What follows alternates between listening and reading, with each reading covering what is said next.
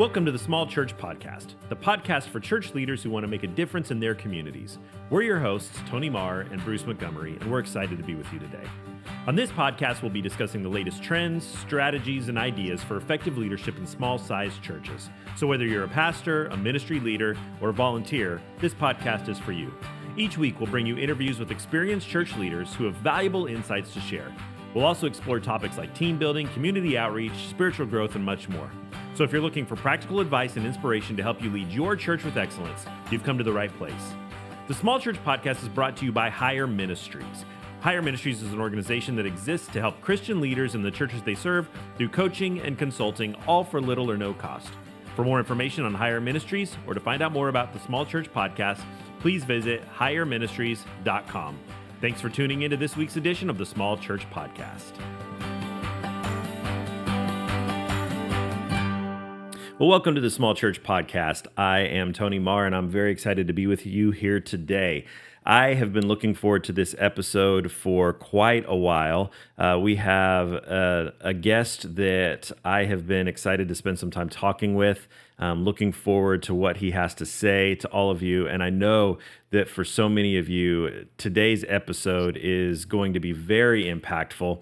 Our guest today is Pastor Joe McKeever, and Joe has been in ministry for decades. He has not only been a small church pastor in many different congregations over the years, but he is a very well-accomplished author and writer of numerous books and articles. He is also a cartoonist that many of you out there have probably seen many of his cartoons. He writes for church leaders. He writes for many different publications, and he is spent his entire adult life dedicated to Christ and expanding the kingdom here on earth. And so, Joe, we are so honored to have you on the Small Church Podcast today. How are you this morning?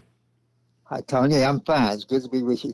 It's great to be with you as well. Why don't you take just a minute and tell us a little bit about your journey, your background, and what has you so excited about the work that you have done and are continuing to do through your writing and speaking with small churches and churches in general all across the globe. Tony, I am 83 years old. Wow. I'm sitting on my back porch right now in Ridgeland, Mississippi, and my wife of nearly 7 years and I say that this may be our back porch, but it's heaven's front porch. And we're living our lives these days. I am a son of an Alabama coal miner. We lived in West Virginia for a few years when I was a kid, North Alabama. I was saved when I was 11 years old in a Free Will Baptist church, the church that my mom and dad met in 1930. And it's the only church they ever belonged to. And when I was 11 years old, and 10 years later, when I was 21 and a senior in college in Birmingham, God called me to preach. And so I've been in the ministry since 1961. So we figure out that comes out to something like 62 years or something like this. And I'm hoping to figure this thing out one of these days. I'm still working. I'm a work in progress. Aren't we all? And that's kind of the fun thing about this. I went to New Orleans, went to seminary in New Orleans, pastored in Louisiana, Mississippi, North Carolina, back in Louisiana, and now I'm retired in central Mississippi and preaching wherever the opportunities come in. Today is Wednesday. Last Sunday, I was in Cleveland, Mississippi at a wonderful church. And this month, I'll be in a couple of churches, one over in Louisiana and one somewhere in Mississippi, up in Columbus, Mississippi. And I go wherever invitations come in. I do deacon retreats and things like this. So I'm trying to obey whatever the Lord. But one of the things I tell, and part of my testimony is that when God called me into the ministry, the invitation to pray was not a call to preach. It was I remember distinctly the Lord saying, "I want you in the ministry." And I think it was a call to preach.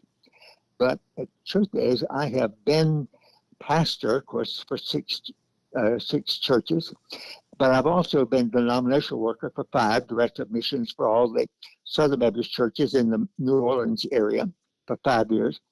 And at one point, I was assistant pastor of a church for 3 years. So, I do whatever the Lord tells me to do. So, and the same way you do, whatever the Lord lays on your heart. For example, when God called Tony Marr into the ministry, he probably did not say, I want you to do a podcast. Yeah, definitely not. So he gave me, it was kind of a broader thing than that. And this is one of the avenues. And later you'll be doing other things. And it's kind of fun to see what the Lord has in store. Definitely. Well, Joe, you wrote an article that really caught my attention. I've read many of your articles. In fact, in looking at your background, you've penned well over 150 articles that are published on various sources. And if you want to find the easiest way to catch up on Joe's articles, go to churchleaders.com. Also, you can go to higherministries.com or find us on Facebook or social media, where we will be posting several links to some of my favorite articles from Joe. But Joe, one caught my attention about mid-June, that the title of the article was 10 Reasons Why Small Churches Stay Small. And it really intrigued me because of the work that we do with small churches, and our heart with this podcast is to provide resources to smaller churches that probably don't have the financial capabilities of some of the larger congregations. They maybe don't have the opportunities that larger congregations have. And so our ministry is focused on helping small churches. And so your article really intrigued me. And in reading through it, I resonated so much with the things that you said, the points that you made. So I reached out to you to talk about being a guest on our podcast. And you told me that this article was actually something that you wrote about a decade ago. And you weren't even aware that church leaders had gotten a hold of it. Other publications had gotten a hold of it and had republished it out to the masses through their media platforms. And yet in looking at this and reading through your 10 reasons why small churches stay small, I feel like they're all still incredibly relevant today. So what caused you to put pen to paper or fingers to keyboard a decade ago and write this article on 10 reasons why small churches stay small? Probably the first reason was that I was doing my blog and I had to write something for that day. And so I don't remember exactly when I wrote it or what were the reasons, why I did. But at any rate, the good thing about having a blog, is that you get to share something and always have something to say. That's part of one of my one of my downfalls. I do not have the gift of silence. And can I tell you a quick story about the gift of silence? Absolutely. Okay, years ago, I read the biography of John Adams, and he was saying that he admired Thomas Jefferson so much because Jefferson had the gift of silence, and he could be quiet and just listen. And John Adams was loquacious. He did not have that gift. And so there was a time, this was back probably in the 1990s, and I was headed to a pastor's meeting. And on the way, I prayed, Lord, please give me the gift of silence, because I go to these meetings and I out-talk everybody there. And afterwards, I feel bad about it because I should have shut up and listened. Well, 2 hours later, I'm returning home and I said, I'm having this conversation in the car out loud. I said, Lord, you didn't do it. I still out-talked my friends around there. And he said to me, spoke to my heart and said, silence is not a gift, it's a work. You got to work at it. You don't just pray a quick prayer and you got it. And so, boy, ever since then, I've been trying to discipline myself when I go to gatherings with preachers and and to be quiet and listen, and I'm still working at it. Well, um, I I had I pastored 6 churches. The first 3 churches I pastored were small. The last 3 were rather large. Now, Tony, you and I have not had discussion about how you define a small church, and I am assuming that you don't have a definition, because what might be a small church to one person might be pretty large to other. For example, if you've been running 30 in your church for 100 years, the very idea of running 100 would just be phenomenal. Right. And you'd look upon that almost like being a large church. So here's what I did. My first church was before I ever went to seminary. I had graduated from college, gotten married. I had majored in history. I knew nothing about preaching other than the fact that I had heard preaching all my life. So I'm pastoring Unity Baptist Church in Kimberly, Alabama, a church running 35. Now, I worked in town in Birmingham during the week and pastored this church on Wednesday night and Sunday when I would drive up. They were running 30, 35 when I went, and a year and 2 months later when I left, they're still running 35. So I didn't do them any harm. I don't know that I did them any good. But anyway, I needed the experience, and they gave it to me. So I go off to seminary, and when at the end of my first year in seminary, I'm called to pastor a Cajun church about 25 miles west of New Orleans, a little town called Paradis, spelled like paradise, but without the E on them. It was located on Alligator Bayou. And the day they called me as pastor, April 25 of 1965, I'm standing at the front door shaking hands with people leaving. Now, this church was 20 years old, and it had been running 40 for the last probably all its life. And so I'm shaking hands with people leaving. I heard one man say to another, "Well, this church is doing about all it's ever going to do."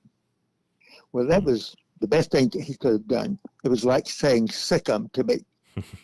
And I decided, "We'll show you, mister." And so I was reading the minutes of the church, and I noticed that the church was coming up on its 20th anniversary in a month. So I just got up, small church, you just get up and announce. You don't ask for permission, you just announce that a month from now, on May the 20th, we're going to have a reunion, a homecoming, 20th anniversary. And I said, if we hit 65 in attendance, I'll sing you a solo. Now, they didn't know I had never sung a solo in my life. And somebody said, "Preacher, you might should have said 55. I said, "No, we'll hit it." Well, we did. We hit 67. And we continued going from there, and I stayed 2 years and a half. And when I left, we were running 110 with folding chairs down the aisles. And so I had learned a few things. And one of the things I'd learned was to put your church, let the community know you're here. So I had a devotional in the weekly local newspaper, and then when I started doing cartoons, they let me run a cartoon with it. So I didn't pay them anything, but they gave me a half a page in each weekly issue of that newspaper, and so it was like telling people, "Hey, there's a church down here in Paradis." So suddenly we started having visitors. And so that was the basic thing that happened there. I grew up to pastor in Greenville, Mississippi, a church that's running 140. And so when I left 3 years and 2 months later, we were running about 240, maybe 230. And by that, what had happened there, we just had a good revival. And so that was the 3 smaller churches that I pastored. So I'm sitting down figuring, okay, why do small churches tend to stay small? Now, why don't I just go through the list here, Tony? The 10 reasons I came up with. Yeah. One, they like it that way. Mm-hmm. We like a small church. Somebody told me that just last week. I said, "Why don't y'all go join one of the churches?" They had pulled out of a church. They were going to start a new one. I said, "You got so many small churches in that area. Why don't you go join one of those other churches?" And she just said, "We like a small church." Well, That's one of the reasons the small churches tend to stay small. People like it that way. Secondly, they often have a quick turnover of pastors. I had a pastor tell me one time that he was preaching in church below New Orleans and just guest preaching. And he spent the afternoon, he didn't have anything to do, so he goes in the church office and just reads the minutes of the past. Discovered that in their 30-year history, they'd had something like 15 pastors. Wow. Now, I got 2 years a pastor, but he said, counting the interim time, they probably had a year and a half for each pastor. He said they didn't have pastors, they had preachers. Well, a lot of churches have quick turnover pastors, and you're not going to grow a church with very short-term pastors. Right. And third reason is that in a lot of small churches, you have a few strong church members who dominate. And it's like a friend of mine wrote a book called The Bonsai Theory of Church Growth. Now, bonsai, little bit of miniature Japanese trees. I've got one in my house here. So do I. And, okay, good. Well, he said one of the things you do to keep it small is you take it out and clip off the roots. And so it will stay fitting in that pot that you've got it in. If you don't, it's going to outgrow it. And so a few strong church members often dominate a small church and keep it from growing. Mm-hmm. Well, the fourth reason is kind of the opposite of that, and that is they get leaders, but they don't trust them.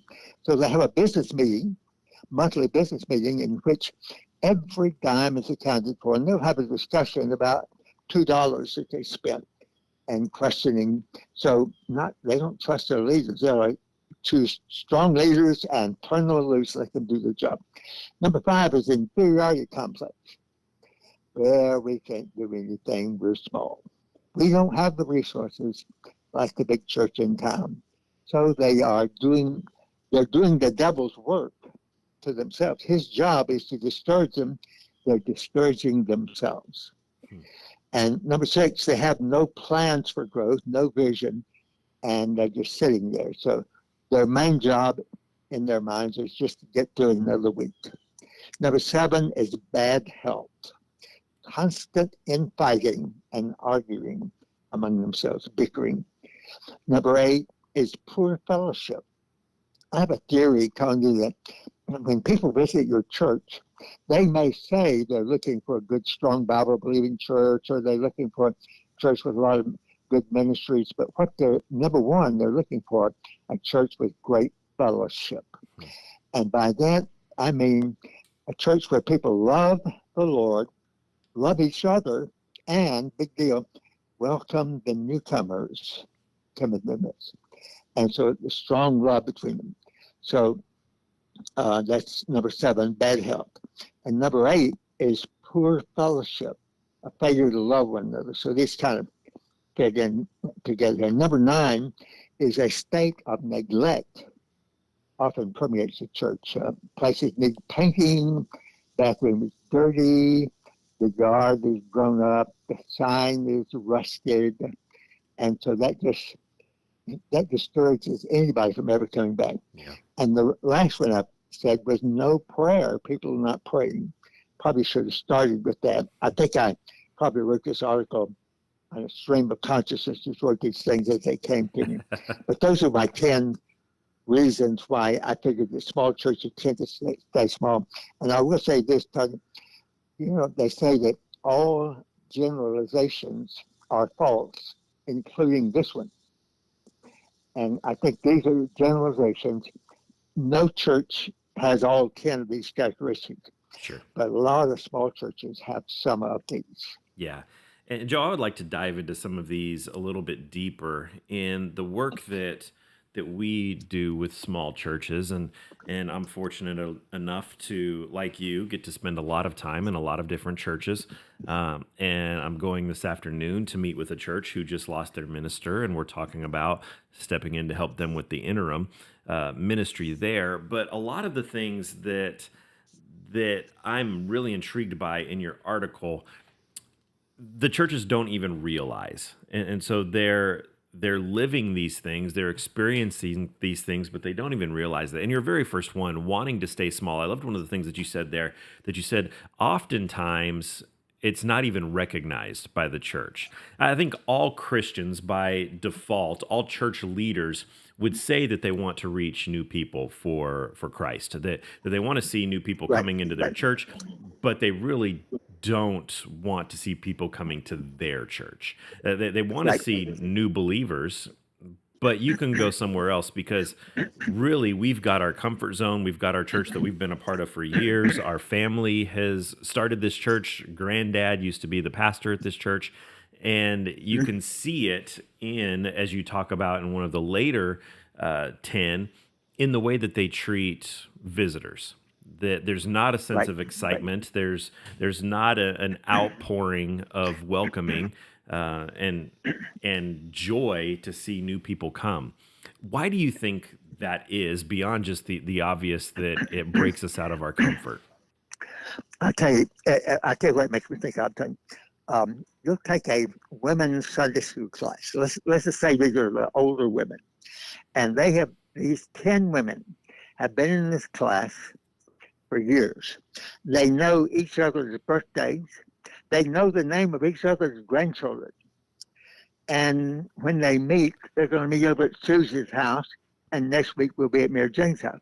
Okay, so now a visitor comes to their class, and they welcome that visitor, but that visitor knows real quickly that she is not going to be invited back because they'll talk about these things. Now we had a good meeting over at Julia's house Tuesday night, and this Wednesday night, we're meeting over at Mary Jane's house. And so they talk about these things, and they basically freeze out the visitor.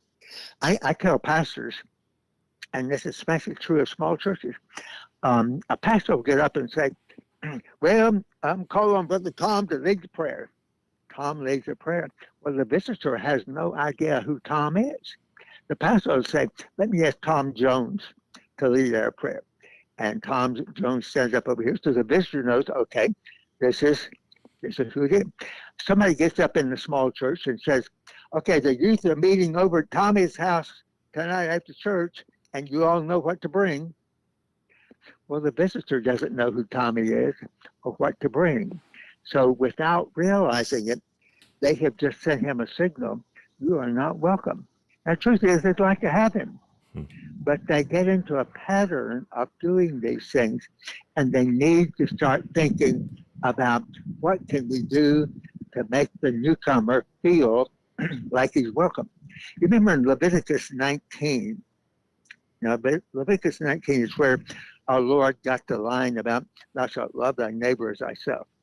Well, in there, God says how that Israel is to be fair and welcoming to the strangers and foreigners in their midst, because he said, you were strangers in Egypt. So you know what it feels like. So what I would tell people sometimes, they join my church, and I'd say to them in private, listen, you know what it's like to be a newcomer. So I want you to welcome newcomers and make them feel welcome, because sometimes the church members have lost that edge, but the newcomer who joins can bring a fresh infusion of this kind of concern. Yeah. So, Joe, most of our listeners are church leaders or pastors. We don't, that I'm aware of, we don't have a lot of people that are listening to the Small Church podcast that are just attenders of a church. And so, if for the small church pastor who's listening right now, or an elder or deacon at a small church that is saying, this is us, this is our church, that I want us to grow, I want us to reach new people, I want us to have an impact in our community. But so many of the people in my church, this is them. This is their mindset that they like things the way that they are. What can they do to kind of break through those barriers that the people of their congregation have? They can lead. Judges chapter 5 and verse 2 has a wonderful verse there. This is the Song of Deborah. And it starts off, that the leaders led in Israel and that the people volunteered, oh, bless the Lord. Now, stop and think about that. The leaders led and the people volunteered. Now, that's the way you get things done. Now, you and I have seen churches where the leaders were not leading. Right. Now, if the leaders are not leading, but people are volunteering, nothing gets done. And if the leaders are trying to lead and nobody's volunteering, nothing gets done. It takes both. And of course, we've seen churches where nobody's leading and nobody's volunteering, and we call those dead. But the idea is for the leaders to lead and the people to volunteer. So, and the great thing about a small church is that, as a rule, a leader can step up and do something without having to have a vote. Now, if you want to have a vote, then work with that. But when a lot of things that we do, you don't have to vote on it. Just go do it. For example, I was pastoring that my seminary pastorate, the church on the Alligator Bayou, and I noticed that there were things. It was like they had done some renovation, but they hadn't finished it, and so we needed the flooring put down, the linoleum put down, things like that. Need some paint. So I just announced one day that 2 Saturdays from now we're going to have a work day, and started talking it up. And people came and they painted and put down linoleum and everything, and it looked great. And so I was a leader. I was not leading maybe the right way, but for a small group, you can get by with that. Now, you get a bigger church, you've got to talk to individuals and go through, the protocols to get something done. Hey, what if we did this? And for example, one time I was pastoring one of these larger churches, and I asked 2 or 3 of the ladies, walk around the church, open every closet door, make a list of things that need to be done around here. And they found closets where stuff had been stored in there since the Civil War, and just all sorts of, and came up with a list. Well, so I've already got them on board, and they'll get their husbands on board. And so we had a work day, and we had, in fact, for a while, we had a work day about every 3 months, and really made it look good. So, the huge church will pay people to do these things, Mm-hmm. but that's a mistake, because I think people enjoy working. In the book of Nehemiah, I think it's the last chapter of Nehemiah, God says, "Why is the house of God neglected?" Well, some of our Lord's houses are neglected, and it's the fault of the people who belong to that church. So if I was the pastor of one, I'd just say, let's do something about this. So you can shame them a little bit. You don't have to shame them bad, but just say, this is embarrassing. When my wife and I visited here the first Sunday, saw the bathroom, man, there were no towels out, and had the sink. Okay, so let's do something about this. And so you can do this, and you'll have a volunteer who would love to take responsibility for the bathroom. I'm a sketch artist. I was drawing for a church, for a wedding in Mobile. And so suddenly I'm drawing my daughter-in-law. My daughter-in-law is a pastor's administrative assistant in a church in Mobile, a different church. And so I drew Julie, and then I drew Angie. And I said, Angie, what are you doing? Angie said, Julie said, Angie is on staff at our church. And I said, oh, it's good to meet you, Angie. So I said, so Angie, what do you do at the church? And she said, I clean the toilets. And she laughed, kind of embarrassing. I said, Angie, thank you for cleaning the bathrooms, because that really matters. It matters to the Lord Jesus. Yeah. And so ever since then, I made a cartoon about that, where somebody is saying, I am cleaning bathrooms for Jesus. And it's kind of been around the world. And so I made sure that Angie got a copy of that little cartoon, because what you're doing may not seem like much to you, but man, if it's making the Lord's church better, Wow. He's Absolutely. honored by that. Absolutely. He's honored by it. Yeah.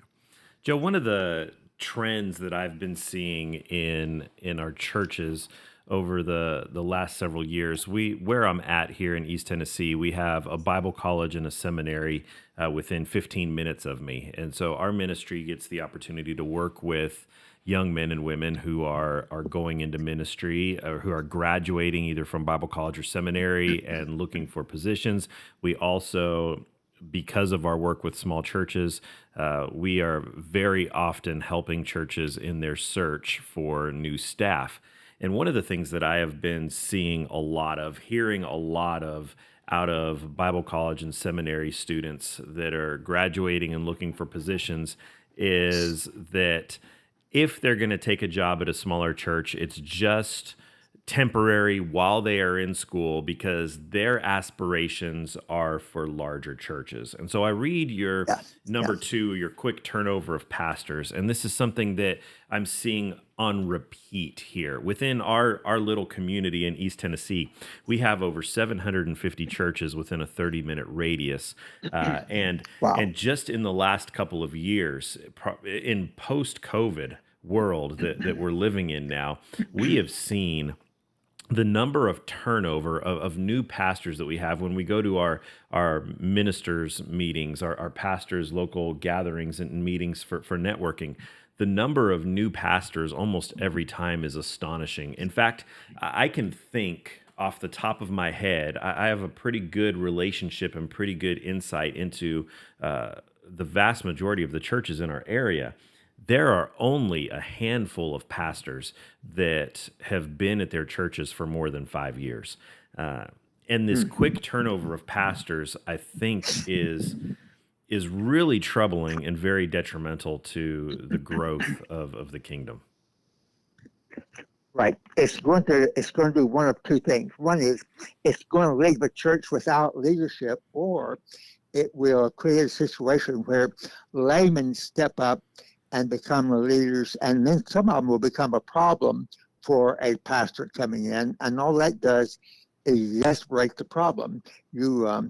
It's going to make sure that no pastor stays long if you have some strong lay people who are calling shots. I'm remembering a friend of mine who was in college, and he went to pastor church about an hour's drive away from where we lived down here, and so they voted on him as pastor. And afterwards, the key layman in the church said to him, "Now, Brother Bill, I want you to know that we will never, ever tell you what to preach. However, don't you ever tell us how to run our church." Hmm. And Bill said, "I was so stupid, I went along with that." I said, "Well, that wasn't exactly stupid on your part. That was probably the right thing to do because you were 19 years old and you were only there on weekends. And so they had to pastor the church during the week. But still, if he lived there, moved there and lived on the field, and they still had that situation, that would be bad. So I'm not saying that it's always bad, but sometimes it's." Yeah. Your next one, dominated by a few strong members. I think that small churches, that's seen in the vast majority of small churches, that you've got one or two dominant families or one or two dominant people that feel like this is their church and things are going to go the way that they say they're going to go.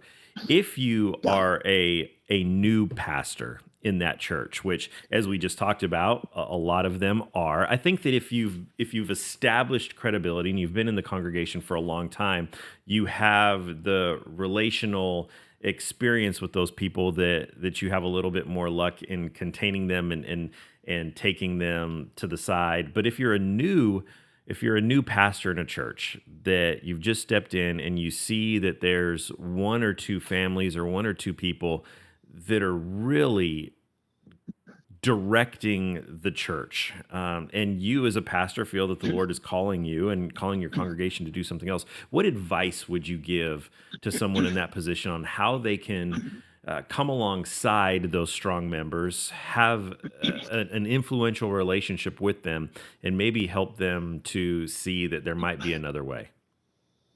I would tell them two things. One is Acts chapter 20 and verse 28 says the Holy Spirit makes the pastor the overseer of the church. The word overseer is episkopos, literally means supervisor, overseer. Okay.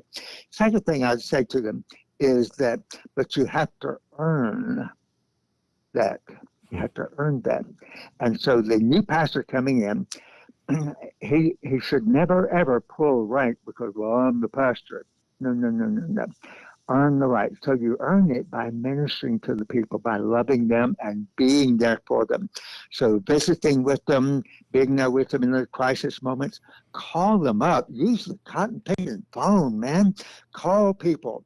Take their phone, take their church member list and just call people. How you doing? This is Brother Joe. Just want to see how you're doing today. Anything I can do for you?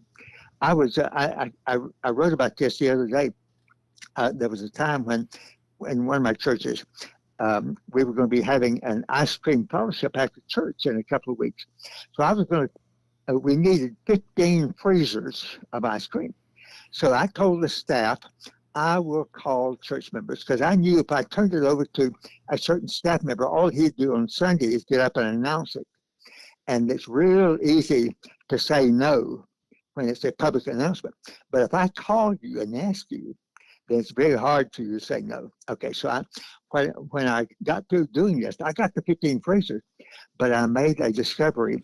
I did more ministry in 2 hours of phone calling than I had done probably in the last 2 months. People telling me about divorces, marriages, hospitalizations, various crises. I prayed with them. And thereafter, I would just take the phone book down, I mean, the membership, and start calling people, not asking them to make a freezer of ice cream, just see how they're doing. And so the other thing is that I tell pastors, write notes to people. And it can be a note of 2 sentences. Hey, that was a great solo you sang Sunday. Thank you for that. Or, man, thank you for leading the vacation Bible school. Or, thank you for teaching the 3rd grade in Bible school. That was wonderful. You did a great job. If you will do that, people will keep those notes. These days, Tony, people don't get much mail. And if they get a letter from the pastor bragging on them, they will keep that letter. And of course, I tell people a great thing about being a cartoonist is you send somebody a note and they frame it. So I do that a lot too. And I have people send me notes, because I'm on Facebook, and have the 5,000 friends, and people send me notes. I still have the one that you did for me, in 1973 or 1983. And so a note, earning the right by being there for them, visiting them in the hospital, or that sort of thing. Some in small churches, some small church pastors are non-resident, and they drive in for the weekend, and boy, that's a terrible. It's terrible on the preacher. It's terrible on the church. And in my experience, I have not ever known a church to grow when the pastor is a non-resident. Yeah. You have to get somebody who lives there, somebody who is with them during the week. And so I think that's a big thing. Yeah, I agree. Joe, one of the things that I would love to get your thoughts on that I've seen a lot in churches that we've worked with, small churches especially, that the person who is that leader that dominates everything is a retired pastor. Oftentimes retired pastor from that church that they retired and that church loves them, and now they're a regular attender there. That is still their home church, and everyone still looks to them as the leader of the church, even though they've been retired for 15 years. Or maybe it's someone who retired from another church, moved to the area, and thinks that they know everything because of their 40 years in ministry. How do you, first off, what would you say to that pastor, that retired pastor who is now in a lay position within the church? And then what would you say to the young leader in the church, the young pastor of that church, in dealing with that former pastor or retired pastor who thinks that it's still their church to run from afar? I would say to the young pastor, you are in a no-win position. There's no way you can unseat that guy. So you're going to have to try to make the most of it. Now, and so, to love him, appreciate him, brag on him publicly if you can, and let them see that you are not his competition. But I would say to the old guy, get the heck out of there, man. Go find you another church. In fact, I've actually told this. I was doing revival for a pastor of a large church in Atlanta, and the pastor told me that he did all of the all of the hospital visitation himself. Now, as I say, it's a large church, and Atlanta has how many hospitals? So he did all the hospital visitation, and I said to him, the pastor who follows you is going to have a real problem, because he's going to want to use his staff to help out, and the people are going to compare you and him. Well, brother so-and-so was here and it turned out when he retired, he stayed in the church. The church gave him the parsonage as a going-away gift, and the next pastor, as it turned out, was a friend of mine. And he and I had been neighboring pastors at one place. And the former pastor gave him fits because nothing the pastor did was pleasing to him. And so what you ended up with is that young pastor, the new pastor, left after 2 or 3 years. And then the old guy died. And sometimes I have seen this where the old guy does not live many years. And to me, what it feels like to me is that God says, I need to get you out of the way so this church can go forward, and so the one I have sent there can minister, because right now you are a problem. Now, the way the old guy gets to be so influential in the church often is that they go through these interim times without leadership, without a pastor, until they look to him. But he has to be able to step back. But unfortunately, some retired pastors need the affirmation, need the identity that it gives them, the satisfaction that I'm still on the front line. Well, we all want to be on the front line. I tell you, I'm 83, I love it when I get an invitation to preach somewhere. But man, I don't want to dominate in the church, and I sure appreciate these young pastors, and I love them and encourage them everywhere I can, and that's what we need to do. So I'd say to the new pastor, you're in a no-win situation. I'd say to the old pastor, man, you need to get out. In fact, I actually told the pastor in New Orleans that a friend of mine, he had retired and stayed in that church, and the new pastor came and was having problems. I said to the old guy, hey, man, you need to leave. Go over and join First Baptist New Orleans. And he said, well, Joe, I'd like to. But he said, the church members come to me and thank me for staying. And I named him, and I said, you don't owe them anything. You have paid your dues now. And the truth is, Brother Paul, the new pastor, would probably appreciate it if he had a free hand. Well, my friend went over, he and his wife joined First Baptist New Orleans. He became a Sunday school teacher, and they loved life. And every time I'd go by there, they were having a great time. And the young guy at the other church, I won't say he did really well, because that church was actually kind of in a dying situation, but he did a lot better than he would have done had my other friends stayed there. So sometimes you just need somebody who will talk straight to him and tell him to what he needs to do.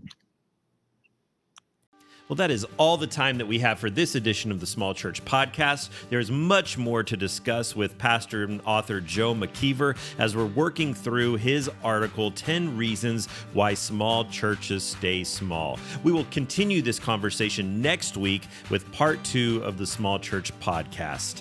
In the meantime, if you would like to reach out to Joe, find more information on his writings or his work, you can find him at joemckeever.com. That's JoeMckeever.com. McKeever. As always, you can find us at higherministries.com or find us on Facebook. Be sure to subscribe to the Small Church Podcast wherever you listen to your favorite podcasts. And we look forward to joining you again next week for part 2 of our conversation with pastor, author, and cartoonist Joe McKeever on 10 reasons why small churches stay small. Have a great rest of your week.